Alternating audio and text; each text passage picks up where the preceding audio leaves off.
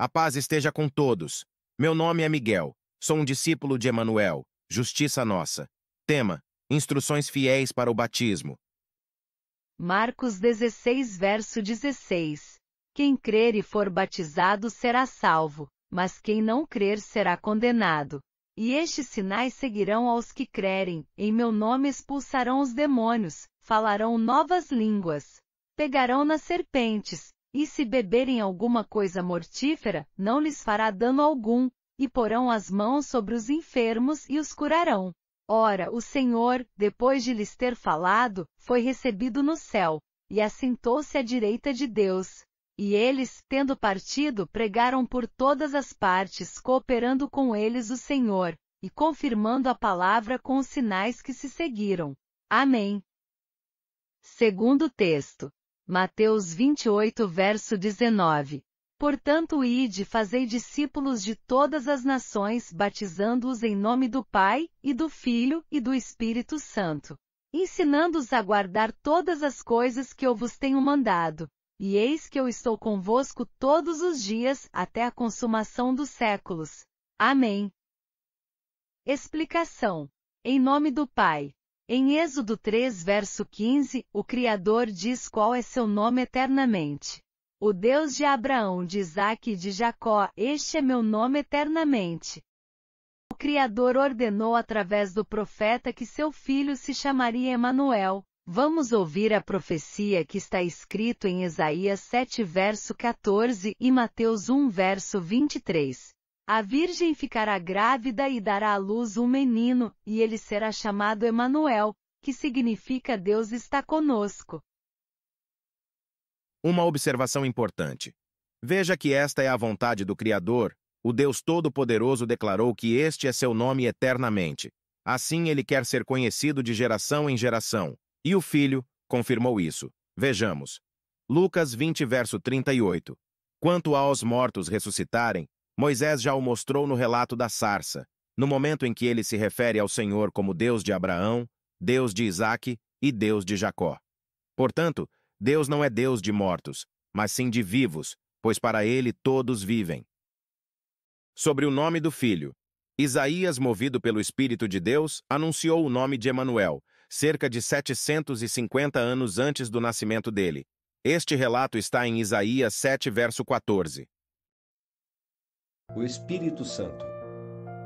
Esta é a promessa do próprio Filho, e segundo o Filho estas são as suas atribuições com relação ao plano de salvação. João 16, verso 7. Se eu não for, o advogado não poderá vir para vós. Mas se eu for, eu o enviarei.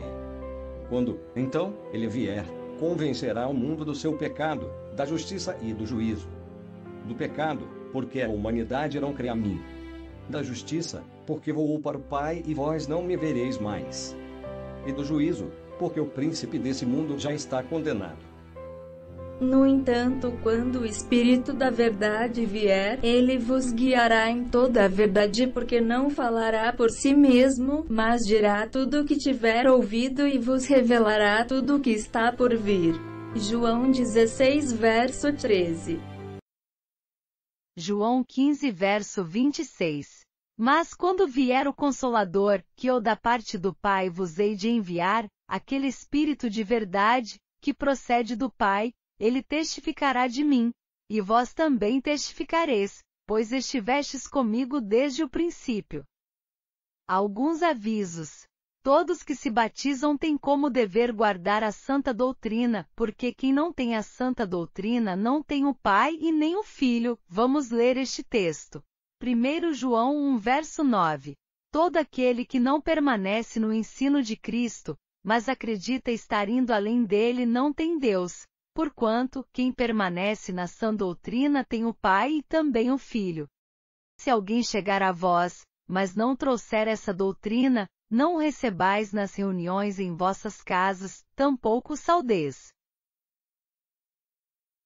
Mais uma prova.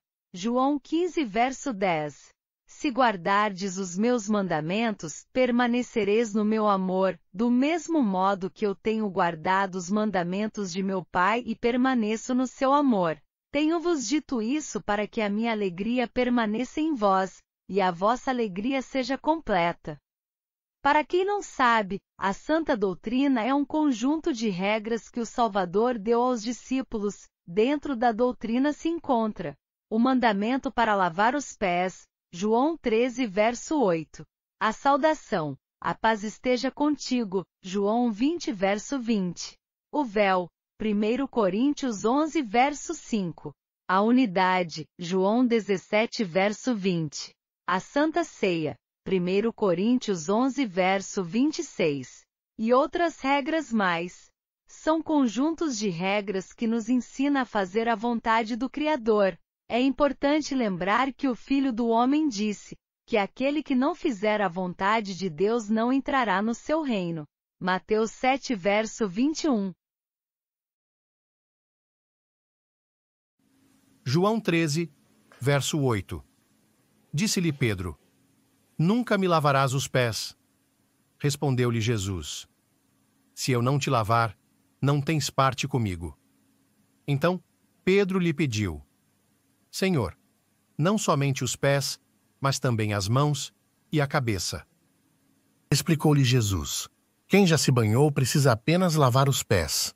O seu corpo já está completamente limpo. Vós também estáis limpos, mas nem todos. 1 Coríntios 11, verso 28. Examine-se, pois, o homem a si mesmo, e assim coma deste pão e beba deste cálice, porque o que come e bebe indignamente, come e bebe para sua própria condenação, não discernindo o corpo do Senhor. Hebreus 4, verso 3. Sobre a guarda do Shabat.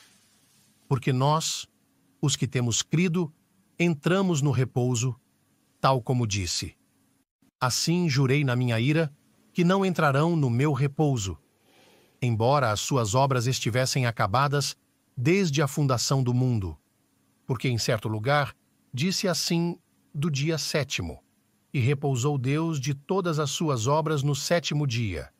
E outra vez, neste lugar, não entrarão no meu repouso. Lucas 19, verso 27. E quanto àqueles que se levantaram contra mim, como inimigos, rejeitando meu reinado sobre eles, trazei-os imediatamente aqui e executai-os diante de mim. 2 Tessalonicenses 1, verso 7.